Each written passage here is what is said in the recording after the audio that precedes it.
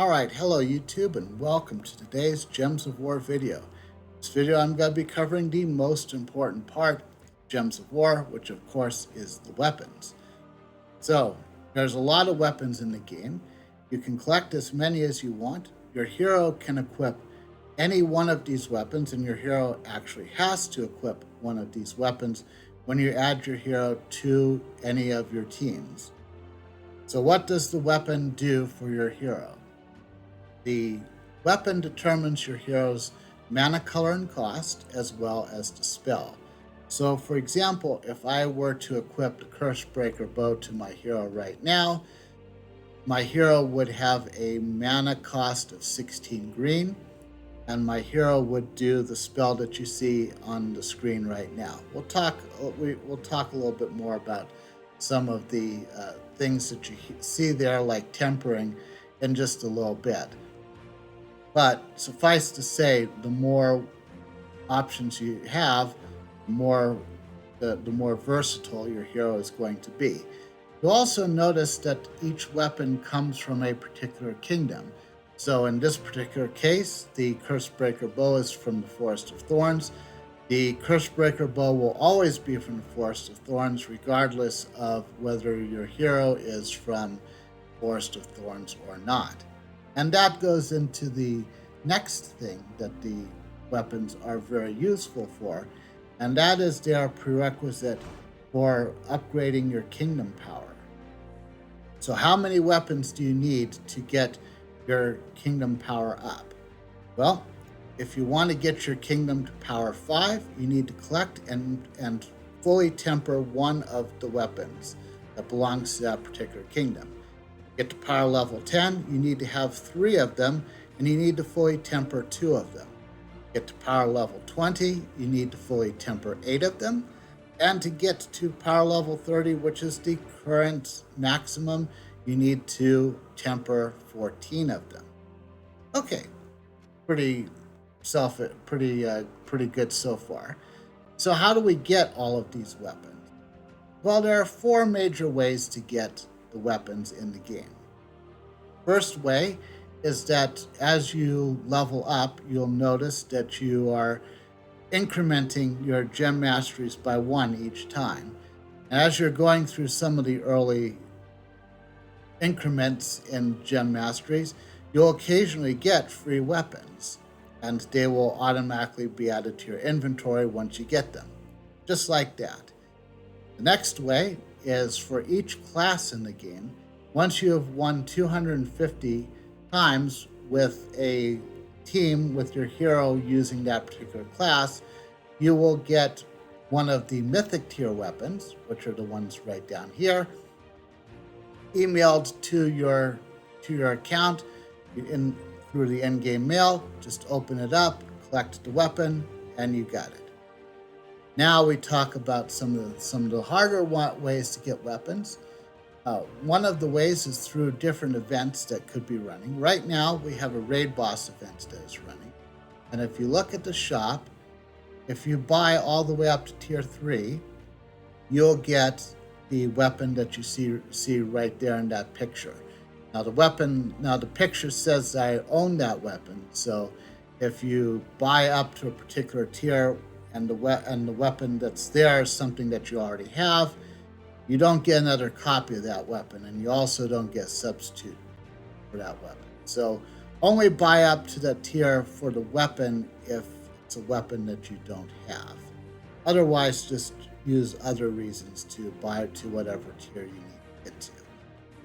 And then there's one last way to get weapons, and that is through the Soul Forge. Over here on the Weapons tab, which is the second from the right, you'll see a list of weapons that you can forge in the Soul Forge. The list does change from week to week.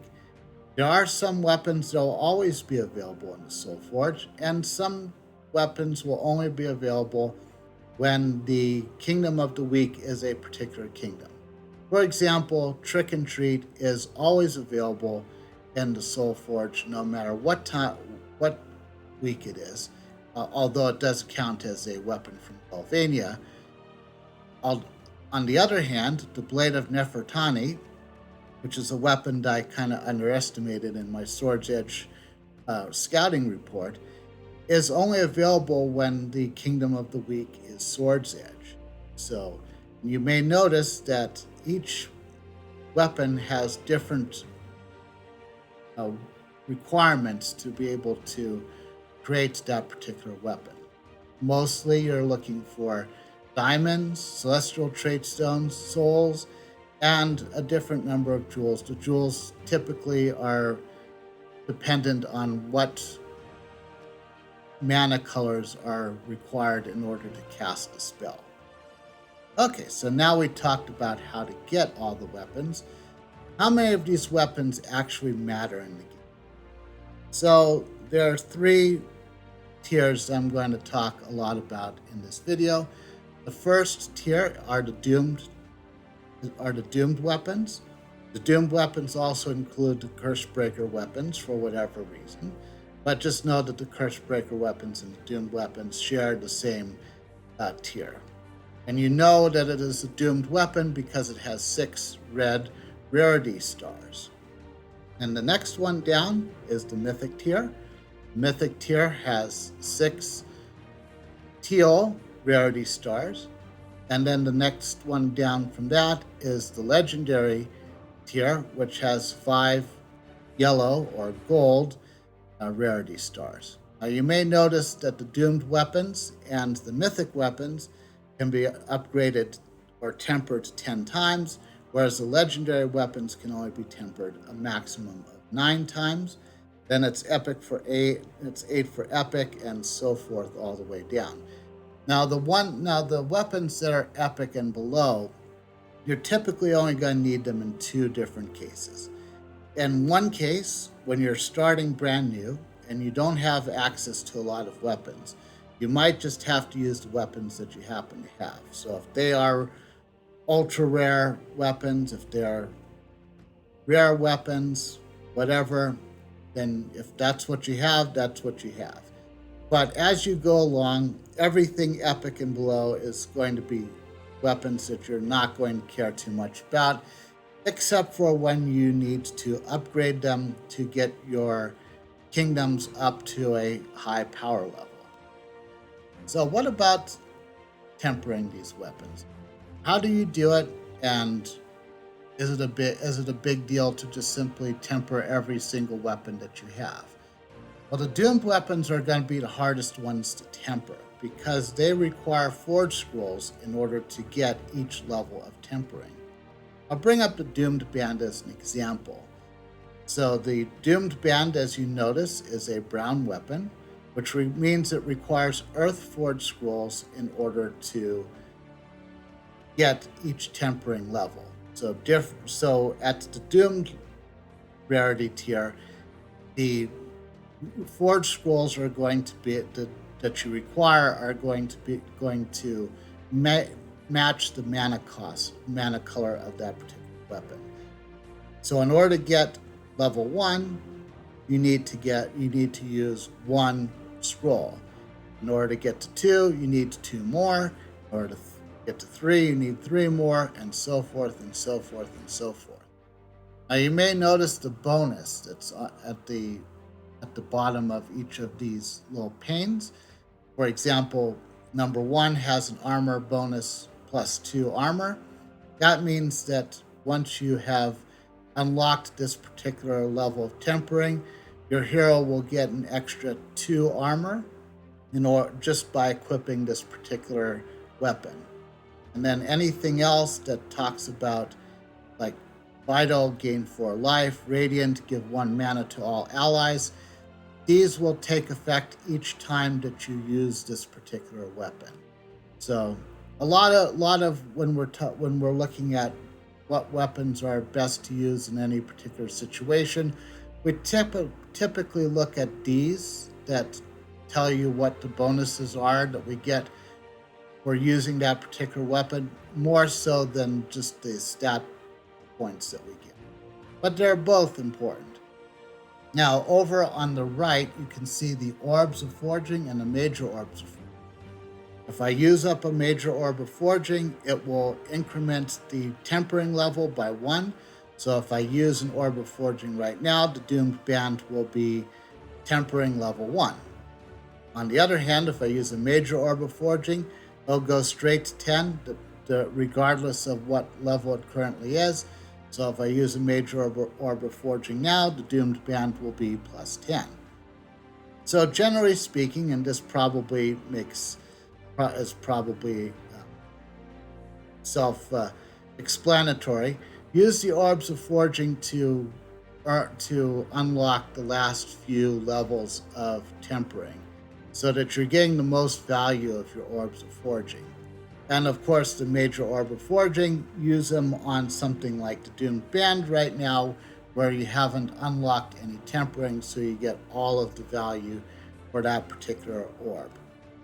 So that's how you do the Doomed weapon, how you upgrade or temper the Doomed weapons. So the mythic weapons and everything below that works a little bit differently.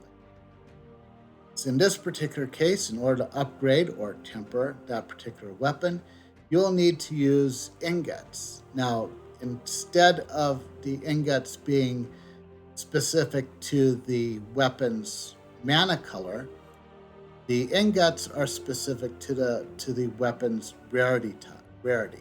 So in this particular case, Crypt Keeper is a mythic weapon, so you'll need to use mythic ingots. If you have a legendary weapon, you'll have to use legendary ingots, and epic ingots, and so forth and so on. Other than that, it works exactly the same.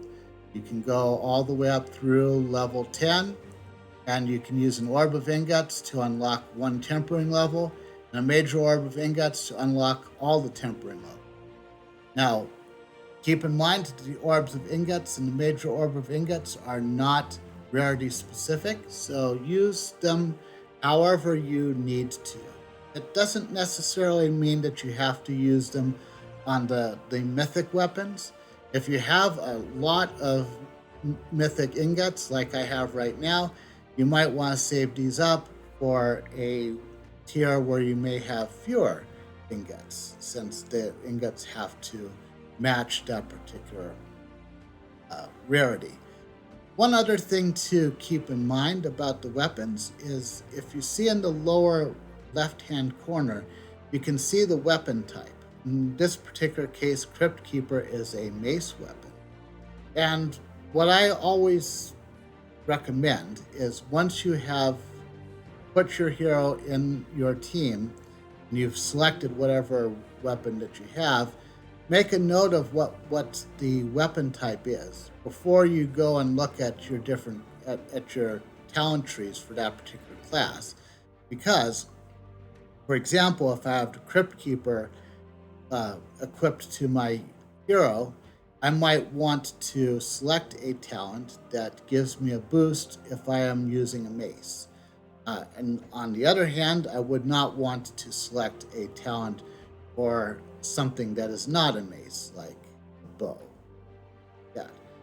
And believe it or not, that's pretty much all you need to know about getting the most out of your weapons.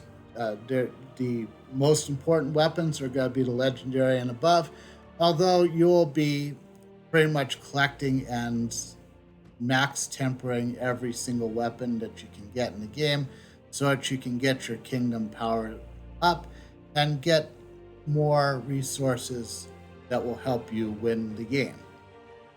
As if you can win this game. This game goes on infinitely, but it's nice to have more kingdom power, all the same.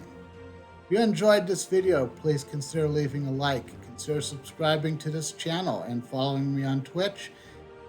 Also, in the comments section below, let me know what weapon you like the best and what weapon you would recommend any new user to up to max temper as quickly as possible. Also, if there's a topic that you'd like me to cover sooner rather than later, leave that in the comments below as well, and I'll see you in the next video.